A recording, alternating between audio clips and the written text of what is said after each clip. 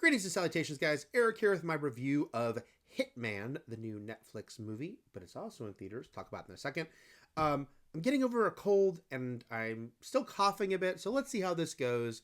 There might be some coughing here and there, or there might be a lot of coughing, or none. We'll find out. It's going to be very exciting. If you can subscribe, wouldn't that be great? It would be. As great as this movie, because I love this movie. Hitman is getting a lot of attention, has a movie that's right at the center of Glen Powell's A Star is Born moment. A couple years ago, of course, he had a big role in Top Gun Maverick, and he was great in that.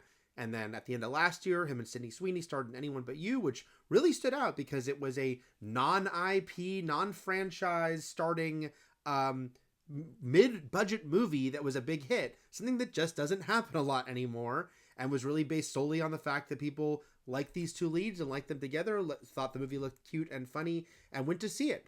So now this is his follow-up, and a lot of people have noted that it's a kind of a shame that Netflix bought this movie, because this feels like a movie that would really benefit from being another big theatrical release. That is something I completely agree with. However, feels like maybe we on the internet bullied Netflix a little bit here, because they are giving it at least a bit of a theatrical release. One of those releases where they put it in, some theaters. It's not going to be in, I think, the big chains, but this weekend, May 24th, it will be playing in movie theaters across the country. Not in every market probably, but a good amount. And then it'll be in Netflix a couple weeks. And I hope people go to see it in that limited run, even though I don't think they report numbers when they do that. And I don't know if Netflix will ever change their ways. But this is a movie that plays great to an audience. I mean, I saw it at a press screening with an audience of would-be stuffy or hard-to-impress journalists and critics, and we were laughing a lot, and there was some applause at the end, because this is a crowd pleaser. Richard Linklater, who directed this movie, has such an interesting career because he's done all these great indie movies, but then he's also worked in the studio system, and when he does, it's usually great. We'll not talk about the Bad News Bears remake so much, but School of Rock is an amazing studio comedy, and I know that Dazed and Confused is more of like an indie adjacent movie, even though Universal owns it. But that's like an all-time great high school movie. It's actually one of my all-time favorite movies, period. And he's really channeling that power here to make a really kind of inviting mainstream movie, even though there's a dark edge to this as well. This movie stars Glen Powell. Hey, we mentioned him before. Has Gary Johnson, who is a mild-mannered college professor in New Orleans who has an interesting side gig where he helps out the police, working as a quintessential guy in the chair or guy in the van, who helps out on undercover bus to get people who are trying to hire a hitman and to basically get them in the act of trying to hire a hitman and arrest them. And circumstances lead to him one day being drafted to be that fake hitman. And it turns out he's great at it. And now he is being asked to do that constantly by the police, and changing up his identity and the way he speaks. He really gets into the whole idea of being a fake hitman and what each person might be looking for in a fake hitman. And right off the bat, Glen Powell, it is an underlining of, oh yeah, there's a lot of hype about this guy. He does deserve it. And I see why this movie specifically got such good buzz for him on the circuit last year, the festival circuit. I'm searching for words. Sorry. I do have cold brain again, and cold med brain. He is so charming here, and it's such a great role because he gets to do a lot of different things, because he is pretending to be all these different hitmen on all these different jobs and change up how he looks. And it's very sort of silly and over the top, these different wigs and accents he's doing. But the movie really lands that right tone where you buy into it. And he is so engaging doing it. And even though you're waiting, because the movie can't just be like, oh, he just goes on one job after another and all goes well, what's going to be the actual, turn here? But if it was just that, if it was just him going on jobs, faking people into thinking they're hiring a hitman, that'd be a pretty fun, maybe not 90 minutes, maybe go a half hour, but it'd be pretty fun still. But yes, there is a turn of events here where he meets Maddie, played by Adria O'Hara, whose name I'm probably masquering. I'm so sorry, because she's so good. And there are some sparks there between them, and he talks her out of hiring a hitman, only for them to start to see each other romantically, but she still thinks he is a hitman. And as you might guess, complications will continue and arise and evolve from that scenario for him. The two of them have such good chemistry. They're not hard on the eyes, but that doesn't mean that they're gonna be good together on screen, and they really are. They have a really engaging back and forth, and the fact that they're, like a lot of classic. I mean, I even thought of the '80s comedy Can't Buy Me Love with Patrick Dempsey, but there's been a lot of other romantic comedies, obviously based around the idea that one of the people is pretending to be something they're not at all.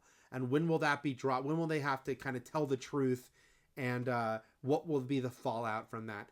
I think it's just done so well here.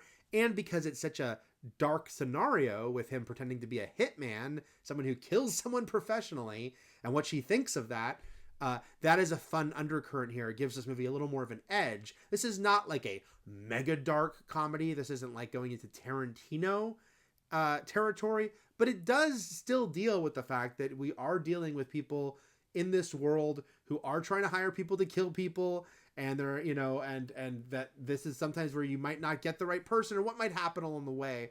And there is a nice edge it maintains because of that throughout. But most of all, it's just charming and funny.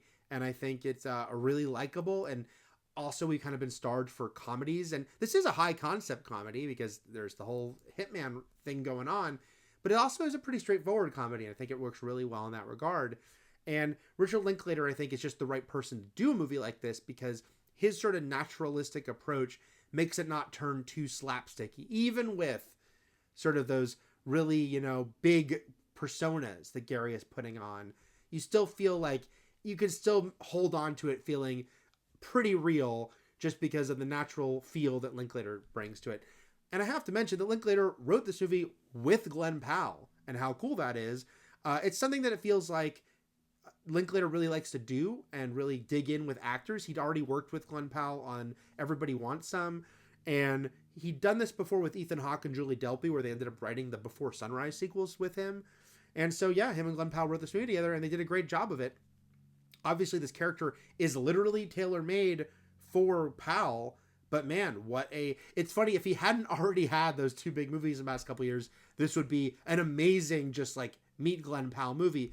As it is, it still is hey, look, there's more to this guy than we've even seen so far, and you don't have to put him in a certain box, and he can play a lot of different roles, even if, you have to kind of go with the Hollywood magic of a guy who's supposed to be kind of a schleppy college professor having the looks and body of Glen Powell. That's just how it is. Hollywood magic. But yeah, I really liked all the character interaction here, besides the central romance, which is great. I think that the interaction we see Gary have with his, not fellow cops, because he's not actually a cop, but he's a consultant, the cops he's working with. Sorry, there's a cough again. That stuff is really good. There's a single scene in the movie with Gary's ex-wife, who he's maintained a very close friendship with. I love that dynamic. It's just something Linklater does so well, and really plays to his strengths here. And I love that him and Glen Powell, this is their second movie together. I want to see more collaborations. He can't replace Ethan Hawke. I don't think anyone can in Richard Linklater's heart. But he can be another fun player. Maybe eventually we'll get the Ethan Hawke, Glen Powell, Richard Linklater team-up movie. Feels inevitable, right? Yeah, so I really recommend Hitman, and I do hope people go to see it in its limited theatrical run. It is worth seeing in a theater. I do think it would have been a great wide release, and it is. I felt that sort of same lament others did when I heard, oh, everyone loves Hitman. It played so great at the festival circuit, and then Netflix bought it, and I thought, now people are just going to watch it at home while they're looking at their phone. So don't be that person. Go see it in the theater. And then you can brag, talk about it on the internet, and feel superior. That's what we all want to do, right? Anyway, guys, those are my thoughts on Hitman.